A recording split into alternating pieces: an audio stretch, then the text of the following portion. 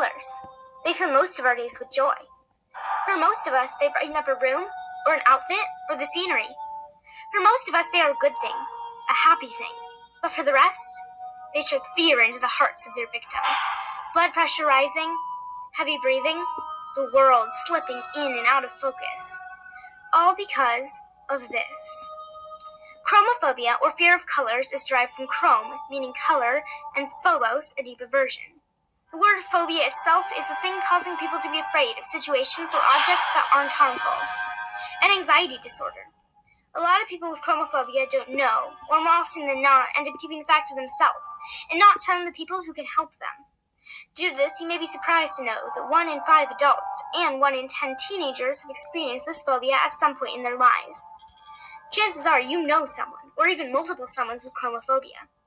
A lot of chromophobes have a specific color, or few colors that they are frightened by. Some have a phobia for all colors, some only bright ones. It varies from case to case, person to person. Chrysophobia is the fear of the color orange or gold. Cynophobia is fear of blue, and so on. One of the worst things about chromophobia is that it leads to other worse things. People with this will often develop agoraphobia, or fear of situations they can't escape. They'll try to avoid the feared color at all costs. This can cause them to stay in their homes and away from crowds of people. Some people will go to such lengths as to lose their jobs or damage relationships. They will even avoid interacting with other people at all. There are a number of symptoms that can come from this phobia, from an upset stomach to heart palpitations. You can have chills, dizziness, excessive sweating, also known as hyperhidrosis, nausea, trembling or shaking, dyspnea, or shortness of breath. This phobia can also cause many panic attacks.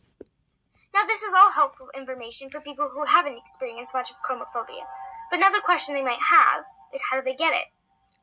Well, it is very commonly found that this phobia runs in families.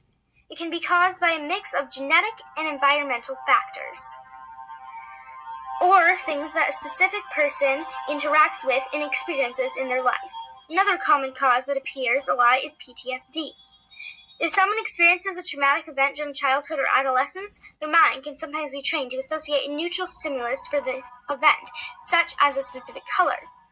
People are at higher risk of getting chromophobia if they have autism spectrum disorder, ASD, generalized anxiety disorder, GAD, obsessive compulsive disorder, more commonly known as OCD, substance abuse disorder, depression, other phobias, or a history of panic attacks. The problem is that once you have it, it can be hard to get rid of. People will often be unable to banish it completely, but can take it down to a more manageable level, something they can live with. Ongoing treatment may be necessary in cases like this. Some children with a phobia will even just grow out of it, but if parents are worried, taking them in for treatment is also an option. But what types of treatment even exist? How can you get rid of a fear? Well, first you have to meet with a mental health care provider, and they would make a mental health evaluation and talk with you about symptoms, when they started, and what triggers them. They'll also ask about family and personal histories of phobias, anxiety disorders, and mental illnesses. From there, you can decide together what treatments to use. There are many different types, including neurolinguistic programming, where the doctor would describe the color the patient is scared of and try to remove these thoughts and associations that can cause panic attacks. Cognitive behavioral therapy makes you think about your fear and gain a new perspective on it and control your response. You can use hypnotherapy, psychotherapy, exposure therapy, medications, and even just techniques to relax yourself, such as meditation, yoga, and breathing exercises. Colors can be scary, terrifying even. It can cause all sorts of awful symptoms. But the thing is, there are ways to manage it, ways to help. Sometimes even ways to rid yourself of it completely. Might have seemed odd, even silly at first, but there are a lot of realistic, completely normal reasons for being scared of a color. And there are also a lot of people who are. Colors. They can have so many effects on us in so many different ways. Whether they brighten your day or darken it, just know, your perspective could change. Nothing is set in stone. Nothing is forever.